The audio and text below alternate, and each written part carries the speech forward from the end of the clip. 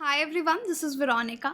आज का टॉपिक जो हम डिस्कस करने वाले हैं, देखिए दुनिया की पहली प्रेग्नेंट इजिप्शियन ममी जो है वो मिली है। आप कह सकते हैं रीडिस्कवर्ड, क्योंकि ऑलरेडी ये ममी जो थी इसको पहले समझा गया था कि एक मेल डेड बॉडी है, लेकिन बाद में पता चला ये एक फ़ीमेल प्रेग्नेंट वुमेन की ममी है। अब हम डिटेल में आज बात करेंगे कि ये क्या पूरा केस है और इस तरह की स्टडीज़ का हिस्टोरियंस को क्या फ़ायदा है। ये आज जो मॉडर्न ह्यूमन लाइफ है, अगर हम ममीज़ पे इतनी रिसर्च करते हैं तो क्यों करते हैं, क्या बेनिफिट उसका हमको मिलता है, ये सब डिस्कस करेंगे। और थोड़ा सा ममीफिकेशन या इस प्रोसेस को हम बोलते हैं एम्बालमेंट, वो प्रोसेस क्या है इसके बारे में भी हम जानेंगे। आपके कोई भी क्वेरीज हो आप में से कनेक्ट कर सकते हैं सोशल मीडिया पे, because I feel together we can make a huge difference. चाहे फेसबुक पे, इंस्टाग्राम पे या टेलीग्राम पे। पीडीएफ है वो आपको सिर्फ और सिर्फ मेरे टेलीग्राम चैनल पे ही मिलेगा। हर वीडियो के साथ जो पीडीएफ लिंक है वो अपलोड हो जाता है। तो चलिए डिस्कशन शुरू करते हैं। अब रिसेंटली एक हिस्ट्री ही बन गई है, क्योंकि आज तक जितनी भी ममीज़, आप बताइए कमेंट बॉक्स में कि ममीज़ इजिप्शियन प्रोसेस है, ये वर्ड हमने पहली बार कौन सी क्लास में पढ़ा था। आई थिंक मैंने पहली बार 6 to 7 स्टैंडर्ड जो हमारी एसएसटी की बुक्स होती हैं वहाँ पे पढ़ा था कि किस तरीके से डेड बॉडीज़ को इजिप्शियन कल्चर में प्रिजर्व किया जाता है। वैसे तो और भी बहुत सारे कल्चर, साइरिया के लोग या सीरिया आप बोल लीजिए, सीरिया के लोग भी प्रिजर्व करते थे, पर्शियंस भी प्रिजर्व करते थे, लेकिन इजिप्शियंस ने ये प्रोसेस अराउंड 6000 बीसी में आप कह सकते हैं उन्होंने ये ढूंढा था ये प्रोसेस, और वो ममीफिकेशन डेड बॉडी की करते थे, क्योंकि उनका एक बिलीफ था। वो बिलीफ ये था कि एक जो इंसान है जब वो मर जाता है, उसकी जो सोल है, आत्मा है, वो 3000 साल तक घूमती रहती है और 3000 साल के बाद वो वापस उस बॉडी में आ सकती है, और अगर वो वापस बॉडी में आ गई तो वो इंसान फिर से इमॉर्टल हो जाएगा, अमर हो जाएगा। ऐसा उनका बिलीफ था।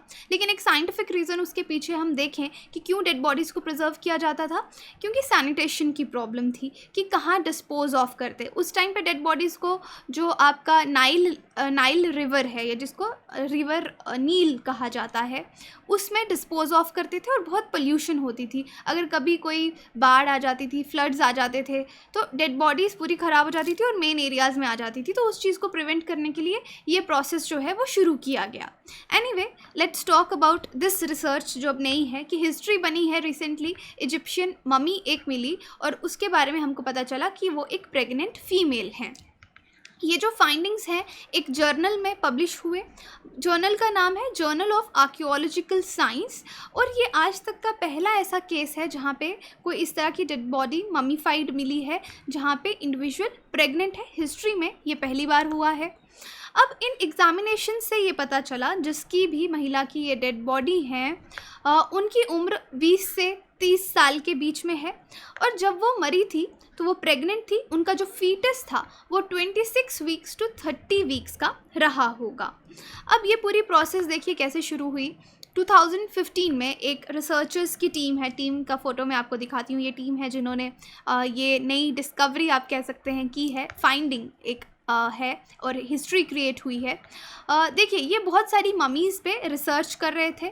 40 से ज़्यादा ममीज़ जो हैं आपको national museum in Warsaw Poland में मिलेंगी, और ये जो पर्टिकुलर ममी है ये royal tombs of Thebes Upper Egypt में पाई जाती थी।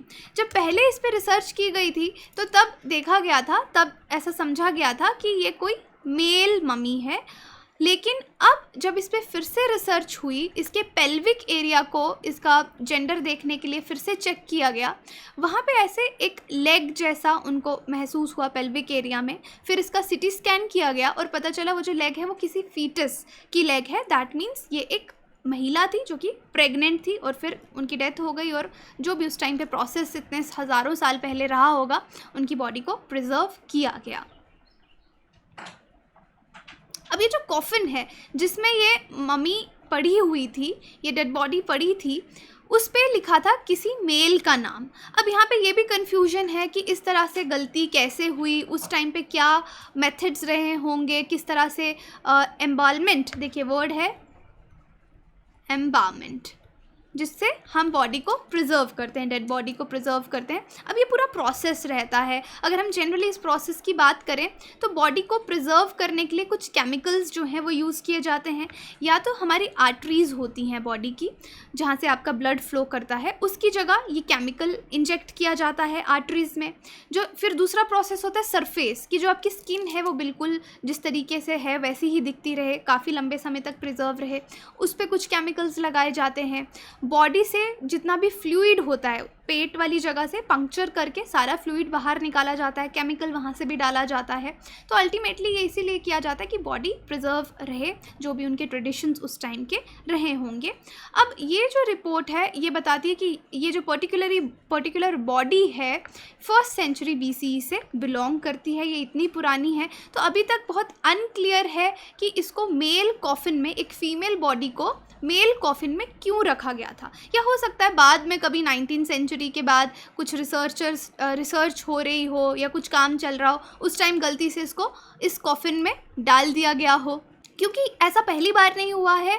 जो रिसर्च टीम है उन्होंने बताया कि इस तरह के इंसिडेंट्स इन्होंने पहले भी देखे हैं कि रॉन्ग कॉफिन में, जैसे मेल बॉडी फीमेल कॉफिन में पड़ी हो, फीमेल बॉडी मेल के कॉफिन के नाम से पड़ी हो। तो इस तरह की मिस्टेक्स पहले भी इन्होंने देखी हैं, लेकिन डेफिनेटली इस पर स्टडी करेंगे कि ऐसा क्यों हुआ। अब देखिए इस चीज़ पे इतनी रिसर्च और स्टडी क्यों होती है, क्योंकि इससे नई पॉसिबिलिटीज़ हमको पता चलती हैं कि उस वक्त प्रेगनेंसी एंशिएंट टाइम्स में लोग किस तरह से उसको स्टडी करते थे, कैसे कैरी करते थे, क्या क्या पॉसिबिलिटीज़ रही होंगी। तो उसको कंपेयर करके आज के करंट केसेस के साथ पढ़ा जा सकता है। और उसके बाद ये जो स्पेसिमेन हमको यहाँ पे मिलते हैं एंशिएंट इजिप्शियन ब्यूरियल कस्टम्स से, उसको इजिप्शियन रिलीजन जो है उससे रिलेट करके पढ़ा जा सकता है। तो अल्टीमेटली ये हमारी नॉलेज को और बढ़ाएगा।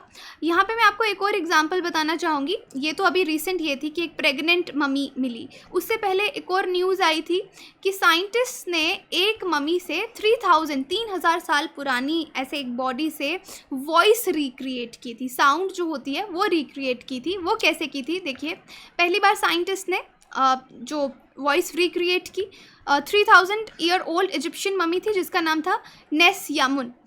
इनके कॉफिन इंस्क्रिप्शंस पे ये नाम लिखा गया था। अब देखिए इन्होंने क्या किया, साइंटिस्ट ने जो साउंड है वो रिप्रोड्यूस की, वोवल लाइक साउंड आप कह सकते हैं, क्योंकि इनका वोकल ट्रैक्ट, क्योंकि हमारे वोकल कॉर्ड्स होते हैं, वोकल ट्रैक्ट रहता है, वो इस मम्मी का एकदम नॉर्मल था। जो टिश्यूज़ थे वो प्रिजर्व्ड थे। तो इन्होंने वोकल ट्रैक्ट के मेजरमेंट्स लिए और फिर कंप्यूटर की मदद से, या आप बोल सकते हैं कंप्यूटराइज्ड टोमोग्राफी के साथ स्कैन किया इस मम्मी को और फिर इस वॉइस को जनरेट किया। कैसे? 3D प्रिंटर यूज़ करके वोकल ट्रैक्ट इन्होंने फिर से रीजनरेट किया।